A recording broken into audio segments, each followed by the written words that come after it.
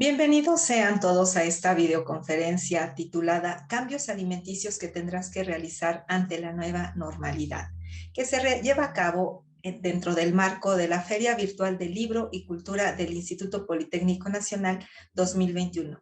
Yo soy la maestra en Ciencias Perla Xochitl León Flores, licenciada en Nutrición y docente de la Escuela Superior de Enfermería y Obstetricia del Instituto Politécnico Nacional. Bueno, pues tenemos que esta nueva normalidad inició a partir del 31 de diciembre de 2019, cuando en Wuhan, China, se reportó un brote de 27 casos nuevos de neumonía de etiología desconocida. Después, a partir del 27 de febrero del 2020, fue cuando se detectó el primer caso confirmado en México. Y para el 11 de marzo también del 2020, la Organización Mundial de la Salud dio la declaratoria de pandemia.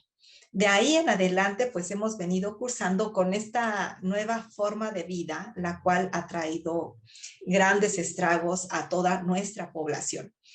Y bueno, aquí tengo la lista de países con el mayor número de fallecimientos que se han presentado a lo largo de esta pandemia y vemos que México ocupa el cuarto lugar. Es decir, México tiene gran número de fallecimientos. ¿Y eso por qué? Porque nuestra población es tan susceptible a que se agrave el paciente infectado o incluso a que muera. Bueno, pues todo está en que México tiene una serie de factores que hacen a la población más susceptible, que a continuación vamos a revisar.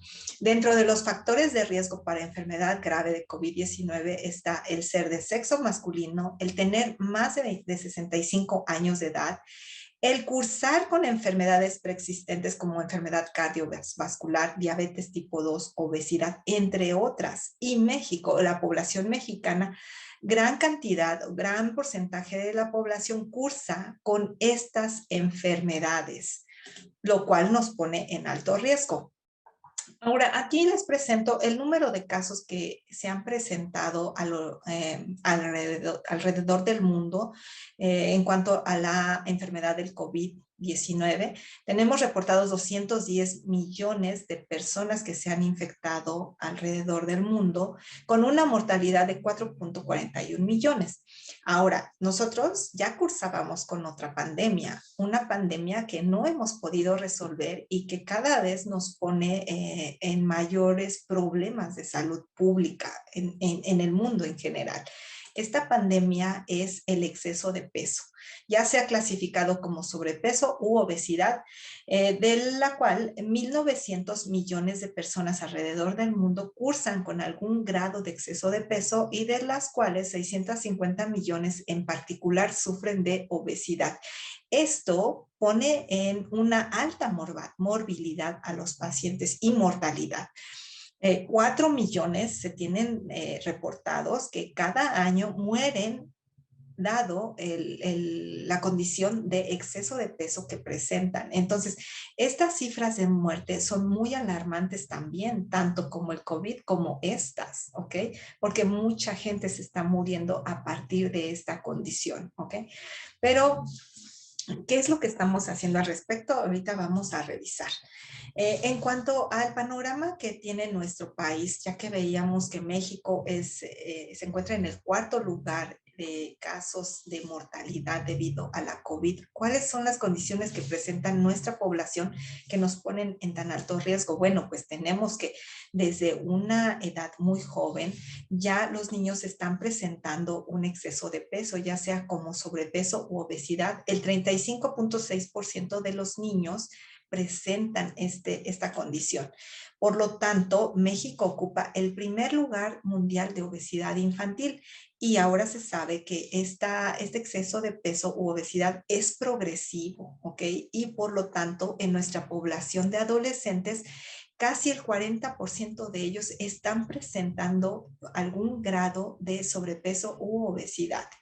Y ya cuando se llega a la edad adulta, miren, el porcentaje de población que presenta este exceso de peso aumenta drásticamente hasta un 75.2%, ¿ok?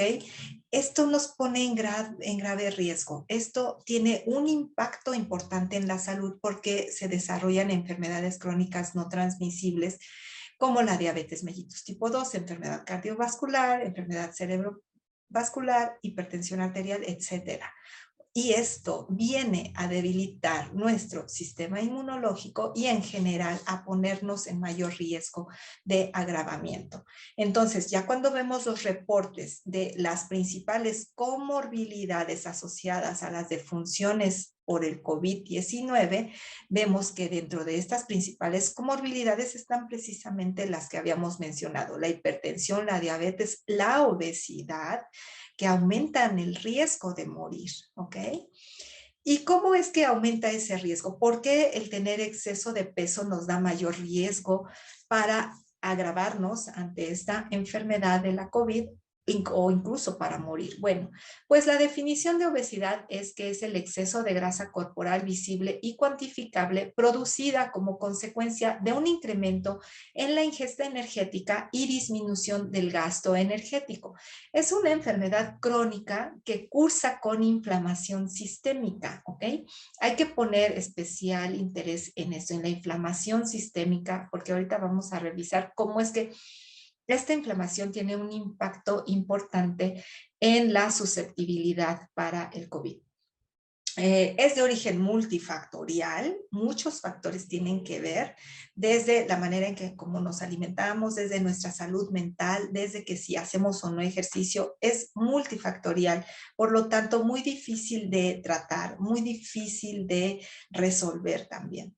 Y que nos lleva a diferentes complicaciones metabólicas como las que ya habíamos revisado: enfermedad cardiovascular, diabetes mellitus, tipos de cáncer, hipertensión, etcétera. ¿Cómo diagnosticamos la obesidad? Bueno, con una fórmula muy sencilla, que es dividir el peso entre la estatura en metros al cuadrado. Nos va a dar un resultado que nosotros vamos a poder colocar en alguna de estas clasificaciones. Si el resultado se encuentra entre 18.5 a 24.9, lo clasificamos como un peso normal. Si ya se encuentra entre 25 o 29.9, es una clasificación de sobrepeso, y más de 30 empiezan las clasificaciones de obesidad: grado 1, grado 2, grado 3, y de esa manera también el riesgo para desarrollar complicaciones metabólicas e incluso la muerte va aumentando, ¿ok? Conforme aumenta el exceso de peso. ¿Y cómo es que se desarrolla ese riesgo? O sea, ¿por qué el tener exceso de peso aumenta ese riesgo? Bueno, pues todo inicia aquí, en el tejido adiposo, donde vemos que tenemos un tejido adiposo sano, donde hay un equilibrio en el funcionamiento de todas las células. El tejido adiposo está compuesto por adipocitos maduros, entre un 50 a un 70%, que están representados por estas células. También se presenta preadipocitos y células estromales en un 20 a 40%, células endoteliales en un 1 a un 10%, y también células del sistema inmunológico como macrófagos. Aquí tenemos macrófagos, pero son macrófagos del tipo M2, que son antiinflamatorios, y que estos macrófagos secretan unas citocinas que también se consideran antiinflamatorias, como la interleucina 4, la 10 o la 13. Y estas interleucinas están procurando un ambiente sano, un ambiente en equilibrio.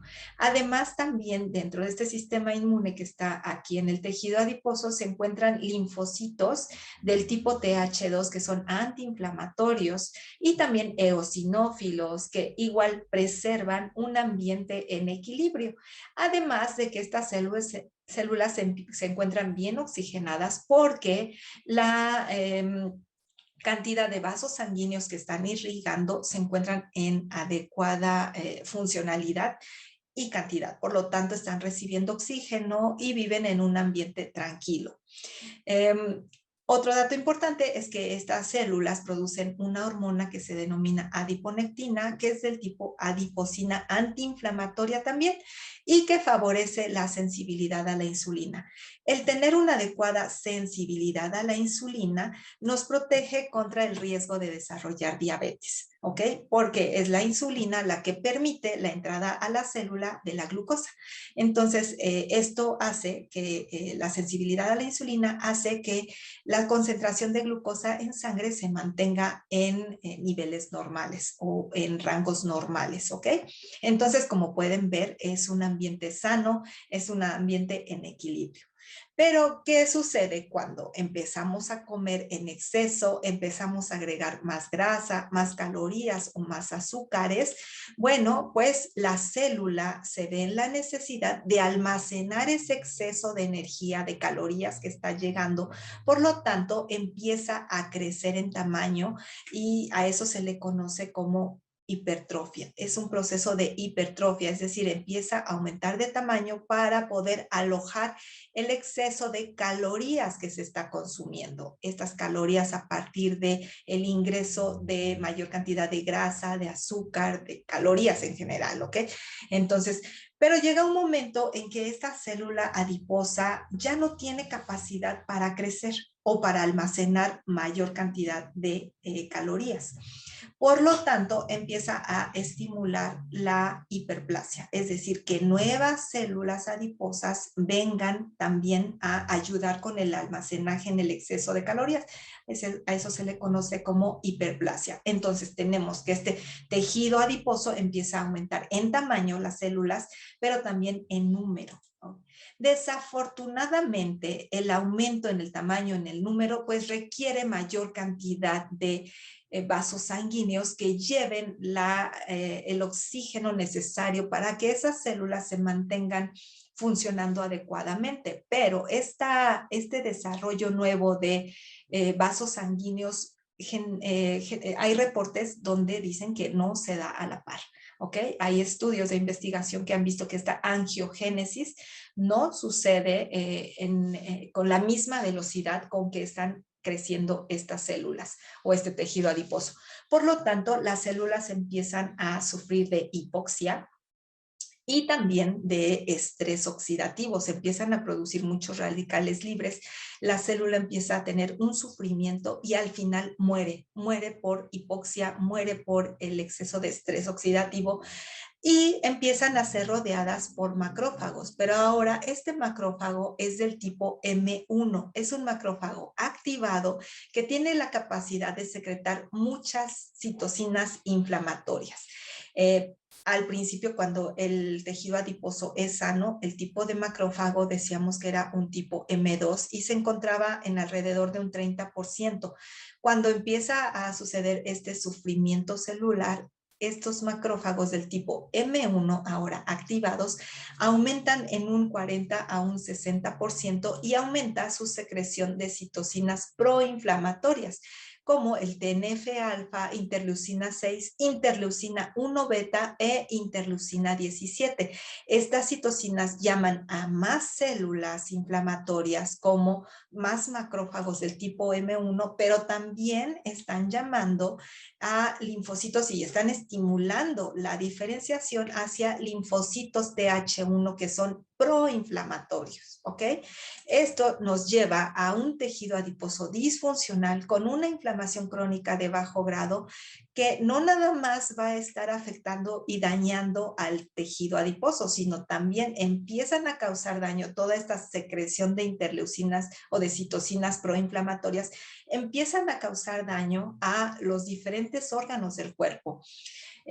También sucede que la adiponectina disminuye, la célula adiposa disminuye la producción de adiponectina, por lo tanto, pues ya no hay una protección antiinflamatoria y disminuye también la sensibilidad a la insulina, con lo cual empieza a aumentar la glucosa en sangre, ¿ok? Y pues sería como el factor detonante para una prediabetes y después una diabetes.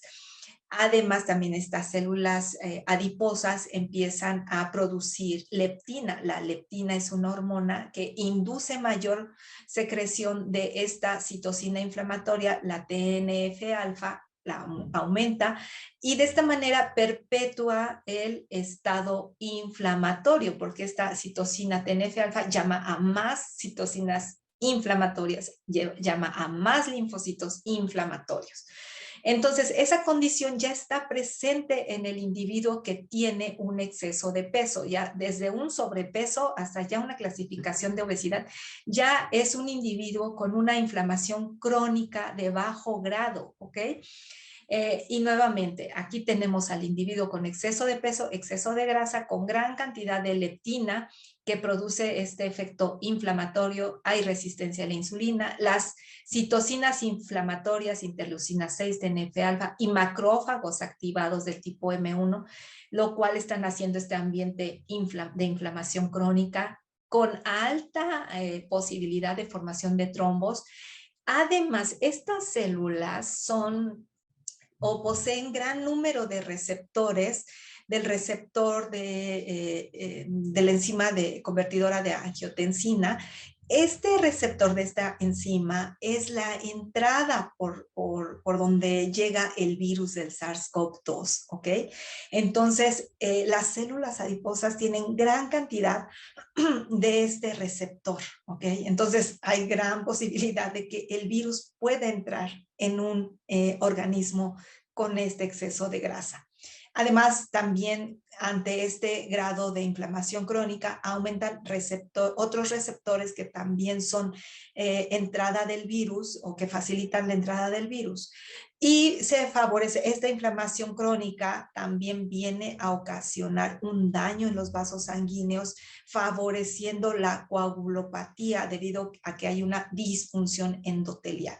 Entonces, llega el virus, ingresa, porque hay por dónde ingresar, hay bastantes puertas por dónde ingresar.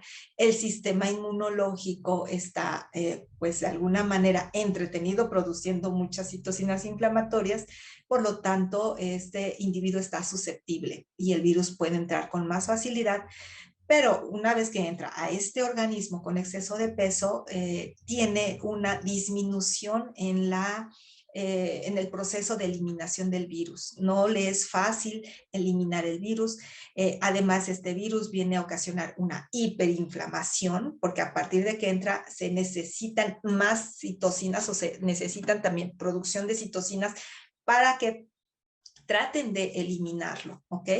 A eso se le va a conocer como tormenta de citocinas, porque ya había una producción previa de citocinas y llega el virus y aumenta esa producción de citocinas con la finalidad de eliminarlo, pero ahora esa tormenta de citocinas va a afectar gravemente al organismo del paciente o de la persona que se infectó, además de que hay un alto riesgo de coagulopatía, ¿ok? Entonces aquí tenemos cómo está el virus, está su proteína espiga, que es por donde esta proteína reconoce al receptor, entra al organismo, que puede ser en el pulmón o en la mucosa, a lo largo de la mucosa respiratoria o la mucosa intestinal, puede ingresar este virus.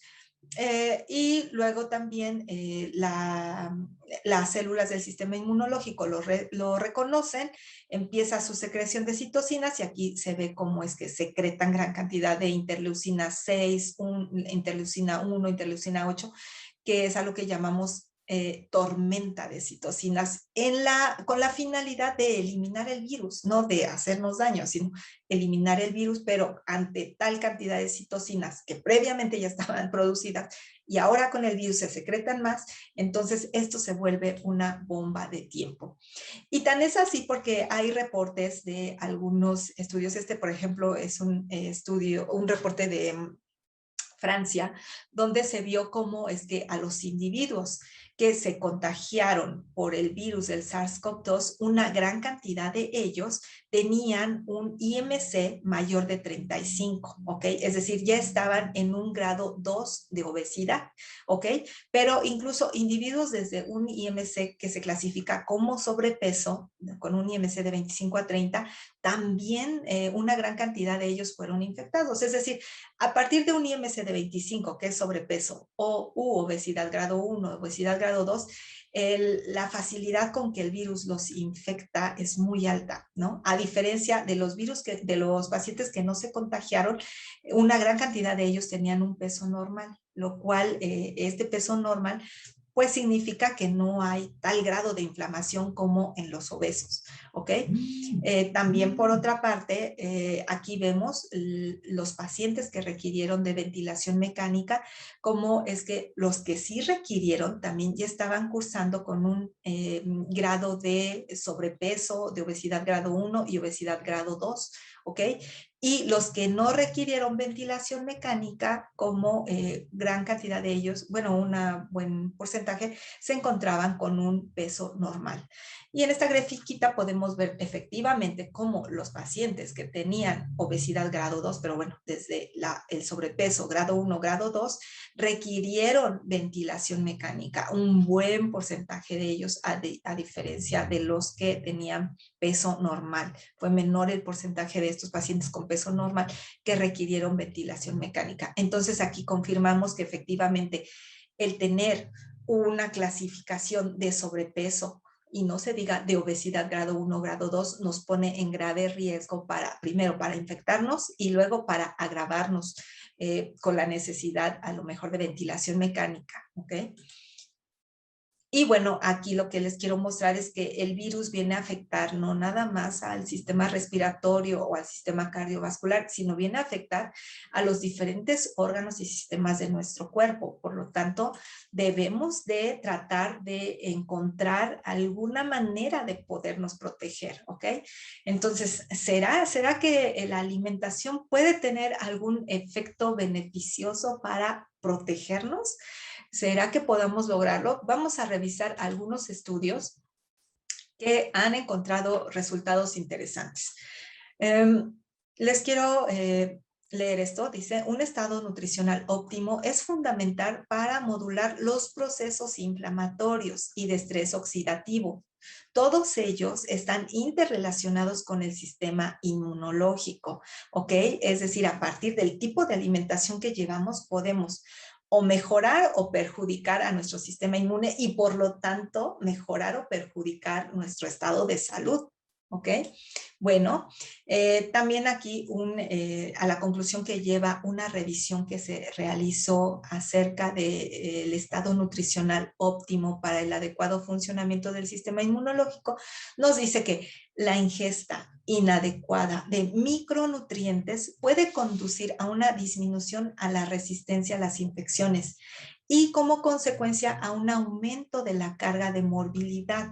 Pero ahora lo que vamos a ver es cuáles son esos micronutrientes que nos pueden llevar a una disminución en nuestra inmunidad.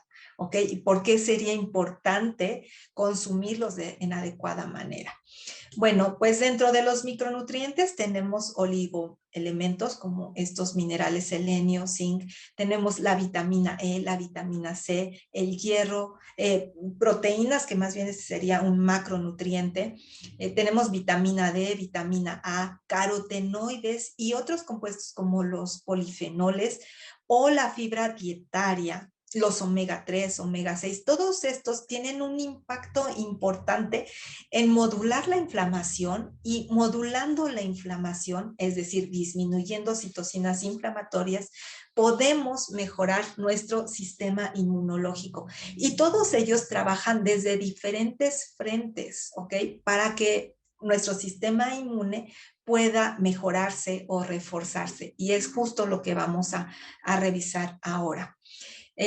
Los componentes dietéticos y nutricionales que ejercen propiedades antiinflamatorias y antioxidantes incluyen ácidos grasos omega 3, fitoquímicos como polifenoles y carotenoides, fibra dietética, ¿ok? Que esta viene a tener un papel bien importante para mantener una microbiota intestinal sana y esta microbiota a la vez pueda producir, a partir de fermentar la fibra, pueda producir ácidos grasos de cadena corta que son importantísimos para mejorar nuestro sistema inmunológico. También la vitamina A y la vitamina C. Entonces vamos a empezar por los ácidos grasos omega 3. ¿Por qué son tan importantes? Seguramente ya los han escuchado en comerciales de la televisión o en alguna otra información. Bueno, estos ácidos grasos modulan el estrés oxidativo, modulan la respuesta inflamatoria porque reducen las especies reactivas de oxígeno, reducen citocinas proinflamatorias como de las que acabamos de hablar, el TNF-alfa, interleucina 1 beta, interleucina 6, interleucina 8, en pacientes con exceso de peso que ya tienen una producción importante de estas interleucinas o citocinas, pero también en enfermedades agudas, ¿ok? Cuando se suelta mayor producción de estas. También reducen o tienen un efecto en la reducción de triglicéridos en el plasma y un aumento del colesterol bueno, el HDL. El tener una adecuada cantidad de HDL nos da salud cardiovascular, ¿ok? Además, dan una mejoría a la función endotelial, el endotelio que se encuentra en los vasos sanguíneos. Los ácidos grasos omega 3 favorecen una salud endotelial que es muy importante para evitar precisamente la formación de trombos, ¿ok? Por lo tanto, tiene un efecto antitrombótico porque disminuye la agregación plaquetaria. ¿Dónde los encontramos? Principalmente en pescados. Cualquier tipo de pescado tiene gran cantidad de omega 3, también en semillas de linaza, chía, nueces, semillas, aceites vegetales, y se recomienda consumir 100 gramos de pescado 2 veces a la semana para que podamos alcanzar estos efectos beneficiosos de los omega 3. Algo importante de estos omega 3 es que dentro de su metabolismo van a producir el ácido eicosapentaenoico y el ácido docosahexaenoico. Estos son importantes porque pueden también dentro de su metabolismo de ellos, al final producen estos compuestos que se llaman resolvinas, protectinas, y estas resolvinas y protectinas modulan la inflamación, ¿sí? La inflamación es importante para que podamos defender a nuestro sistema, a nuestro organismo en general de cualquier infección. Pero una vez que esa inflamación hace su trabajo y acaba con el patógeno, ahora tenemos que disminuir ese sistema de ataque o esa inflamación. Y los omega 3 se encargan de eso, de resolver la inflamación, es decir, resolverla a la baja o disminuirla, porque ya el peligro pasó, ¿ok? Entonces, en esta infección por la COVID, tanto ya como manera de tratar de resolver la infección o bien como preventivo o incluso después de la enfermedad, son importantes los omega 3 para que estén colaborando en una regulación de la inflamación, ¿ok? Y bueno, aquí en este esquemita se ve como el consumo de omega 3 puede también aumentar la producción de adiponectina, que les comentaba que es una hormona antiinflamatoria que también va a favorecer que las concentraciones de glucosa se encuentren dentro de las cifras normales, ¿ok? Esta adiponectina, gracias a que el omega 3 la estimula, pero bueno, en conjunto adiponectina y omega 3 vienen a reducir la inflamación de los pulmones, reducen la activación de unos factores que son proinflamatorios, ¿ok? Y por lo tanto reducen la producción de citocinas inflamatorias. ¿Qué es lo que el COVID hace? El COVID aumenta las citocinas proinflamatorias, pero si tenemos un adecuado consumo de omega 3 y por lo tanto se estimula la adiponectina, todas estas citocinas, bueno, se ayuda a tener un control en ellas, ¿ok?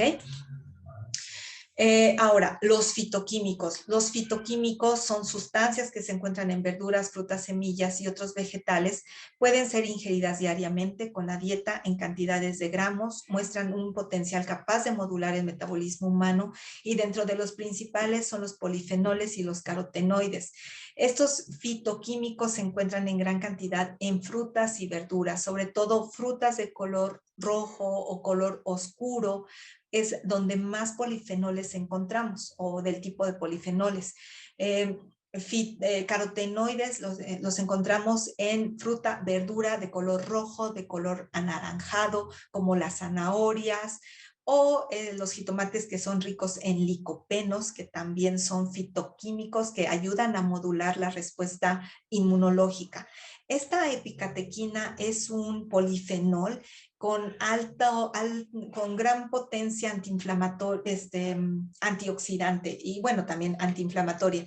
Esta epicatequina se encuentra en gran cantidad en el cacao, no en el chocolate, sino que en el cacao, que es de donde viene el chocolate, pero el chocolate comercial actual pues, básicamente es azúcar y colorantes y saborizantes, pero el cacao tiene gran cantidad de picatequina, lo cual puede ayudar a mejorar nuestro sistema inmunológico, pero tiene muchas otras funciones como disminuir el riesgo de diabetes, de hipertensión. En general, modula, como dice aquí, el metabolismo humano, en general los polifenoles y los carotenoides, ¿ok?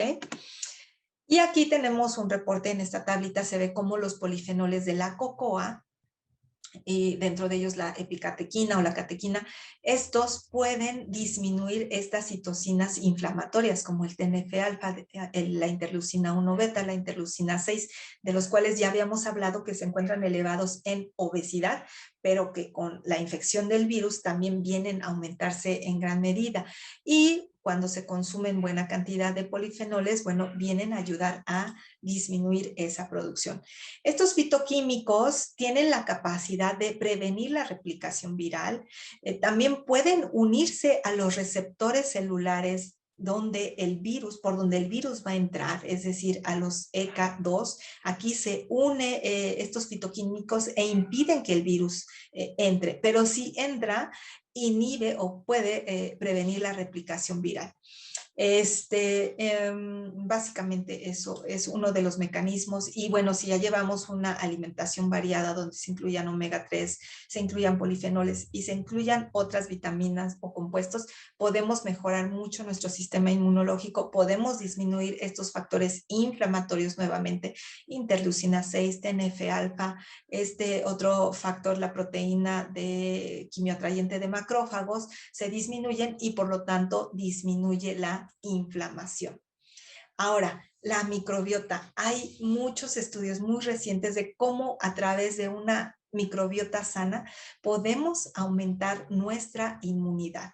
Y la microbiota son microorganismos que se encuentran en nuestro intestino y aquí es importante recordar que durante todo el tracto digestivo o el tubo digestivo tenemos una gran cantidad de sistema inmunológico. Por lo tanto, es conveniente que nuestra microbiota esté sana para que esté ayudando a nuestro sistema inmunológico, lo esté estimulando.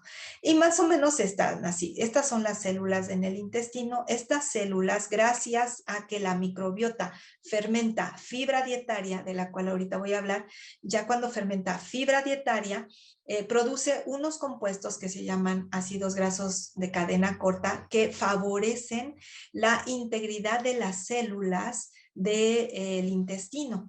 Al favorecer la integridad y funcionalidad, producen moco. Y este moco representa una barrera protectora ante el paso de patógenos, ¿ok? Se han hecho muchos estudios para ver cómo se afecta la microbiota a partir del tipo de alimentación que llevamos. Y se ha visto, por ejemplo, con la dieta mediterránea, que es una dieta que lleva gran cantidad de verduras, de frutas, de leguminosas, de pescados, de semillas oleaginosas.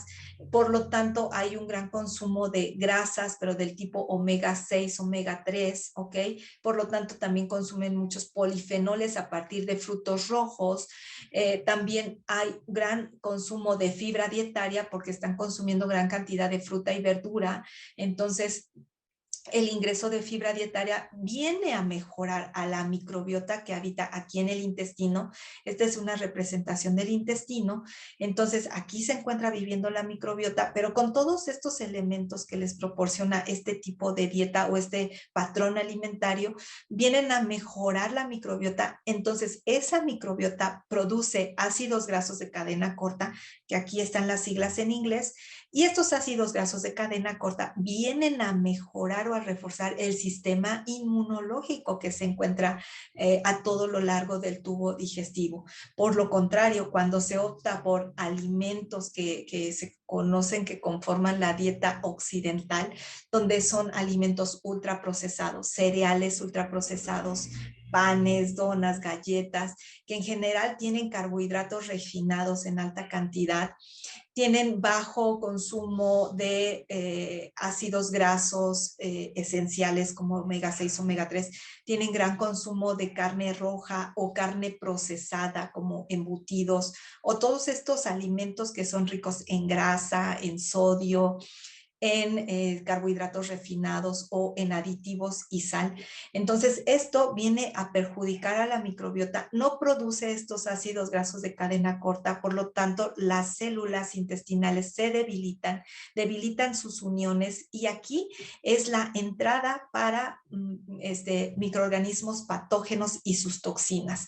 Una vez que entran estos microorganismos patógenos, sus toxinas, se conoce como una endotoxemia metabólica, lo cual viene a favorecer la inflamación sistémica, es decir, la inflamación de todo el organismo, ¿sí? Esto es muy grave porque entonces, miren, están debilitadas estas uniones y también por ahí puede entrar el SARS-CoV-2, ¿ok? Ahora, en cuanto a la vitamina D, también hay muchos estudios que mencionan que la vitamina D puede ejercer un efecto antiviral, ¿sí? Y según los reportes de seguimiento que se llevaron en los individuos que se infectaban por el virus del SARS-CoV-2, se vio cómo es que los individuos que tenían baja concentración de vitamina D en su forma de la 25-hidroxi vitamina D, estos individuos que tenían bajas concentraciones de la vitamina, pues tenían mayor riesgo de sufrir sepsis, es decir, infección, ¿no?, generalizada, o también de necesitar ventilación mecánica. Podemos ver como los que tienen bajas concentraciones de vitamina D en su plasma o en su sangre, tienen el riesgo o presentaban mayor necesidad de ventilación mecánica, ¿ok? Entonces, también como aquí se muestra las diferentes funciones o mecanismos de la vitamina D, es que aumentan las enzimas antiinflamatorias, disminuyen las enzimas proinflamatorias, por lo tanto, en general ejercen un efecto antiinflamatorio, antioxidante, y en las células endoteliales también vienen a disminuir la inflamación endotelial. A nivel de el mecanismo metabólico que ejerce es que disminuye la glucemia, es decir, la glucosa en sangre, la disminuye los lípidos en sangre y puede también colaborar en la disminución de la presión arterial. Pues esto también favorece, bueno, también en el sistema respiratorio disminuye el riesgo de infección e inflamación y por lo tanto previene el acceso de la entrada del virus SARS-CoV-2, ¿ok? Entonces, en general, esta vitamina D tiene un efecto antiinflamatorio, de mejoría del sistema inmunológico y un efecto metabólico que es importante para que el virus, en primer lugar, no entre, pero si entra, no ocasione gravedad. ¿Ok? Ahora, la vitamina D es importante que se active y se activa gracias a los rayos del sol. Entonces, es importante exponerse a los rayos del sol al menos 15-20 minutos diariamente para que tengamos una vitamina D activa que esté ejerciendo todas sus funciones adecuadas en todo nuestro organismo o en nuestros diferentes sistemas del cuerpo. ¿Ok? Ahora, ¿cómo lo hago? Ya tengo esta información, ya sé que debo de consumir polifenoles, que tengo que consumir omega 3, que tengo que aumentar, que consumir también vitamina D o checar que tenga yo adecuada concentración de vitamina D y mejorar mi microbiota. ¿Cómo lo hago? O sea, suena como todo tan complicado, pero no, realmente no. Debemos de checar que nuestra alimentación esté basada en el plato saludable. ¿Cómo es esto? Bueno, un plato saludable en cualquiera de nuestras comidas, ya sea desayuno, comida o cena, tiene que llevar medio plato o la mitad del plato debe de consistir en verdura principalmente, ¿ok? O vegetales, ¿ok? Principalmente, medio plato tiene que ser de esta manera. Un cuarto del plato tiene que ser alimentos de origen animal, ¿ok? Para que nos proporcione proteína, ¿sí? Puede ser huevo, puede ser carne de res, carne de cerdo, pollo, pescado. Importante aquí recordar el consumo del pescado al menos 2 veces a la semana para el buen ingreso de omega 3. ¿Ok? Pero también las leguminosas son bien importantes. Las leguminosas aportan proteína y cuando hacemos combinaciones de leguminosas con cereales, obtenemos una proteína de alto valor biológico. Entonces, aquí, cuando comamos en cualquier, ya sea desayuno, comida o cena, procurar que o en este porción del plato que corresponde a un cuarto del plato, pues incluyamos o algún alimento de origen animal o bien leguminosas. Las leguminosas son bien importantes porque tienen mucha fibra dietaria y ya les había comentado que la fibra dietaria es el sustrato perfecto para que la microbiota la fermente y produzca estos ácidos grasos de cadena corta que vienen a mejorar el sistema inmunológico y todo el metabolismo del organismo, ¿ok? Entonces, es importante por eso las leguminosas. Luego, otro cuarto del plato, otra porción en cuanto si lo tenemos dividido de esta manera, un cuarto del plato debe de provenir de los cereales, ¿ok? Los cereales, pero principalmente deben de ser cereales de grano entero, es decir, que tengan la fibra, que tengan su cascarilla. Por ejemplo, si es pan, tiene que ser pan integral, que conserve la cascarilla o el grano entero del que fue hecho. Si es sopa de pasta, procurar que sea sopa de pasta integral, que traiga la cascarilla del grano del trigo, ¿ok? Arroz de preferencia también integral, porque nuevamente la fibra es el sustrato ideal para la microbiota, ¿ok? Y de ahí nuevamente se producen ácidos grasos de cadena corta que fortalecen al sistema inmunológico, pero también esta fibra es rica en vitamina del complejo B, importante para todo, también para el sistema inmune, pero también para el metabolismo en general, ¿ok? Procurar consumir avena. Tenemos buena fuente de avena aquí en nuestro país. Amaranto. El amaranto es un cereal que es rico también en proteína, pero también en mucha fibra y también en otros vitaminas y minerales que ayudan a fortalecer nuestro sistema inmunológico. Entonces, si consumimos pescado 2 veces a la semana, vamos a tener buen ingreso de omega 3. Si consumimos cereales integrales, vamos a tener buen consumo de fibra dietaria, al igual que si consumimos leguminosas y verduras, ¿ok? Las verduras nos van a proporcionar de mayor cantidad de fibra dietaria, pero también de muchos polifenoles, carotenoides importantes para aumentar nuestro sistema inmunológico, ¿ok? Entonces, no lo tienes que hacer a la perfección, ni lo tienes que hacer ya. Tienes que empezar con cambios pequeños, poco a poco, ve agregando verdura en cada tiempo de comida. Una porción pequeña, pero empiézalo a hacer para que empiece a mejorar tu estado de nutrición, tu estado de salud, ¿ok? Procurar consumir agua natural o acompañar los alimentos con agua natural, evitar en la medida de lo posible refrescos o bebidas azucaradas, ¿ok? Este también es otro ejemplo de cómo podría verse nuestro plato. La mitad nuevamente de verduras, una cuarta parte de producto de origen animal o de carne y otra cuarta parte de un cereal, de preferencia que sea un arroz integral o pasta integral o frijoles también, ¿ok? Acompañados como postre de una fruta. Y agua natural. ¿Ok? Aquí están otros ejemplos, también verdura, una porción, una cuarta parte de carne o producto de origen animal y los cereales, que podrían ser unas papas. ¿Ok? Entonces, como ven, no es difícil, nada más es cuestión también de creatividad para poder mezclar y no estar repitiendo como las mismas verduras, no siempre lechuga, lechuga, sino el punto es variar para que nos esté llegando los diferentes polifenoles, carotenoides, ¿ok? Y podamos reforzar nuestro sistema inmunológico. Entonces, en resumen, ¿cuáles serían las recomendaciones nutricias? Empezar con pequeños cambios. No te agobies, no te estreses de decir, ya voy a hacer un cambio completo y total, radical. No, empieza con pequeños cambios para que vayas viendo el cambio en tu cuerpo, vayas sintiendo la diferencia con más energía, con más ganas de hacer tus actividades, ¿ok? Entonces, aumentar el consumo de verduras en cada tiempo de comida, consumir alimentos sin procesar, compra, prepara, en la medida de lo posible, claro, a veces no, por más que queremos no podemos, pero en la medida de lo posible trata de comprar alimentos frescos, ¿ok? No los compres ya ultra procesados o congelados ya nada más para calentar. Entonces, evitar alimentos ultraprocesados, galletas, frituras, refrescos, todo esto afecta a nuestro sistema inmunológico. Tomar agua, al menos 6, 8 vasos diarios, el ejercicio muy importante, dormir adecuadamente también y manejar el estrés. ¿Ok?